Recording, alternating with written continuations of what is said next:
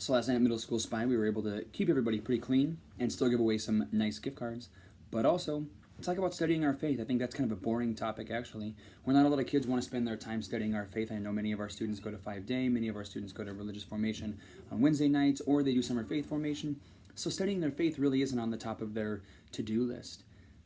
But it's a big deal. I think the kids, they don't really actually realize that this is actually the answer that they're looking for, because a lot of these students, they have serious questions. They have stuff that they want to talk about, they want to know, because they're getting it in their face all the time.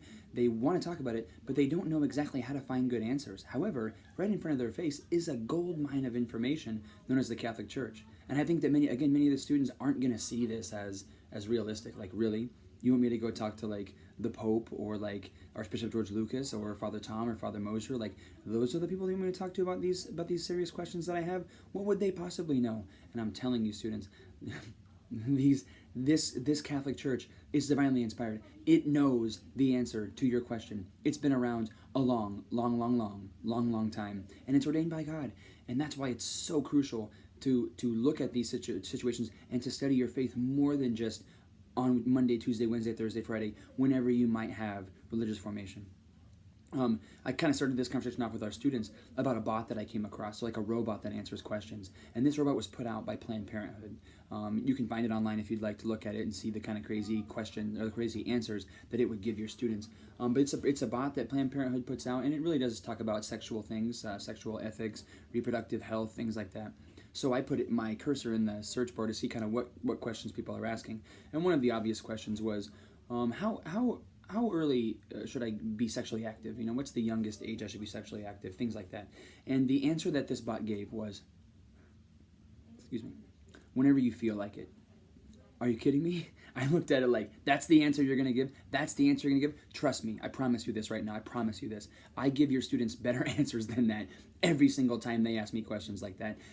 Whenever you feel like it, what kind of answer is that? That's ridiculous. That's ridiculous. I never say this, but I was appalled at the answer that it gave. I'm at least going to give you some reasons as to why you would wait till marriage. I'm at least going to give you some reasons. This thing just said, whenever you feel like it. So I think about the places that our students go to get their answers. They're garbage. You know, it reminds me as a 6th, 7th, 8th grader going to my buddy and asking him the answers about the questions about sex. What does he know? He doesn't know anything more about sex than you do. Anyhow, so that was an example I gave to our students. Not that everything was about sex in a sexual nature last night, but where are you going to find this information at? I think that comes up a lot because many of our students are getting into puberty. These are the questions that they're having.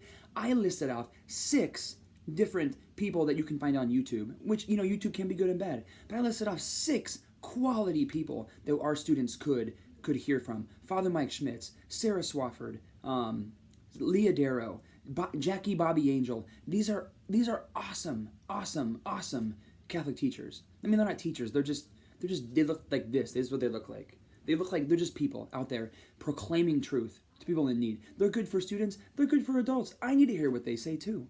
But to see the ridiculousness that our students are posed with every single day, and the problem is they believe in it. They think it's cool because, like, LeBron comes out. I was having a conversation today. Just 2 hours ago. I said, hey, did you hear Kanye West started a church? And somebody said, well, he must be pretty holy then, because he started a church. Kanye West?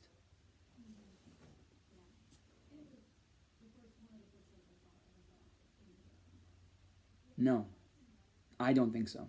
Call me judgmental if you want to. I would say more than holy. Kanye West seems to be crazy to me. Now, I'm crazy too, I understand. But Kanye West, because he has a church, he's holy now? He's all of a sudden someone we should be listening to? I don't think so.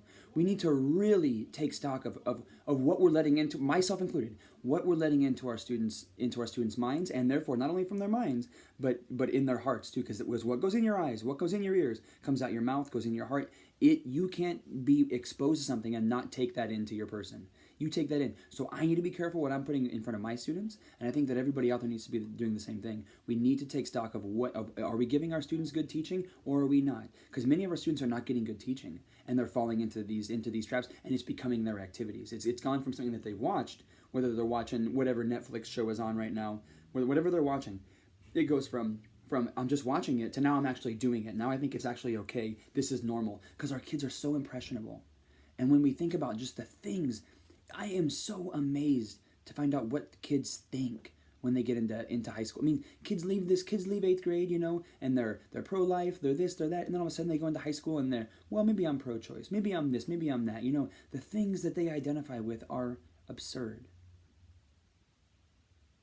So I'm going to take stock of what I put in front of my kids. And I hope you guys too. Because these kids, they have questions and they want to know answers. And our church has answers.